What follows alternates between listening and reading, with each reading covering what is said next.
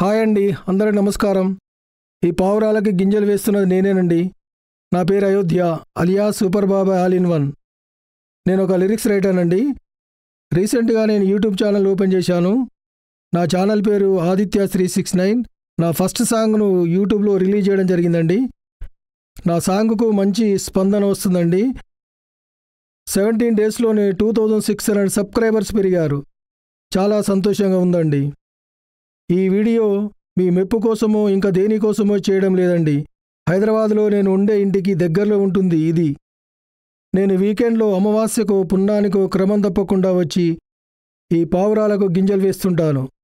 పక్కనే ఉన్న పశువులకు కూడా దాన పెడుతుంటాను. నాకు అలా చేయడం చాలా ఆనందంగా అండి. ఇక అసలు విషయానికి వస్తున్నాను.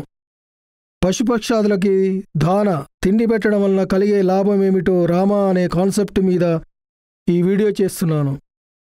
లాభం అంటే డబ్బు రూపంలో వచ్చే లాభాలు కాదండి, మనసు శుద్ధయ్యే లాభాలు. నాకు ఉన్నటువంటి పరిజ్ఞానం, నాకు ఉన్నటువంటి అనుభవం తోటి చెప్తున్నాను. ఈ పరిజ్ఞానం అనుభవం నాకు ఊరికే రాలేదండి. అఖండ భారతదేశంలో అన్ని ప్రముఖ పుణ్యక్షేత్రాలు ఆ భగవంతుని దయ వల్ల దర్శించుకున్నాను. కాశీ, అయోధ్య, మధుర, హరిద్వార్, ద్వారకా, ఉజ్జయిని, కంచి, పూరి, రామేశ్వరం, శ్రీరంగం, జంబుకేశ్వరం ఇలా చెప్పుకుంటూ పోతే చాలా ఉన్నాయి. 80% వరకు దర్శించుకున్నాను. ఈ పరిజ్ఞానంతోనే పశుపక్షాదులకు దాన తిండి పెట్టడం వలన కలిగే లాభాలు ఏమిటో ఒక్కొక్కటిగా వివరిస్తున్నాను. వినండి.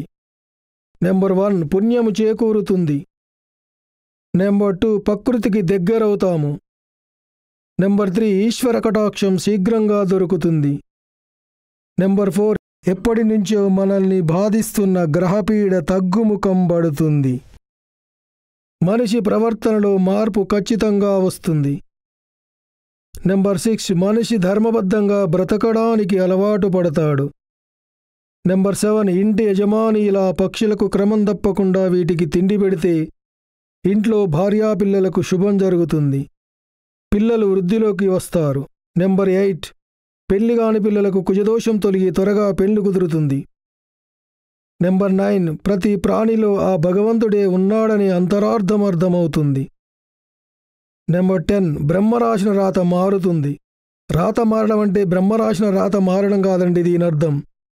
తేలు కొడితే ఎంత మంట ఉంటుందో అదేనండి నొప్పి ఉంటుందో దానిని చీమగొట్టినట్టు చేసి తీసేస్తాడు ఆ భగవంతుడు. అదే దానర్థం.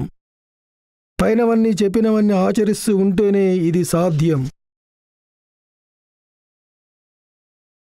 కర్మణ్యేవాధికారస్తే మా ఫలేషు గదాచన.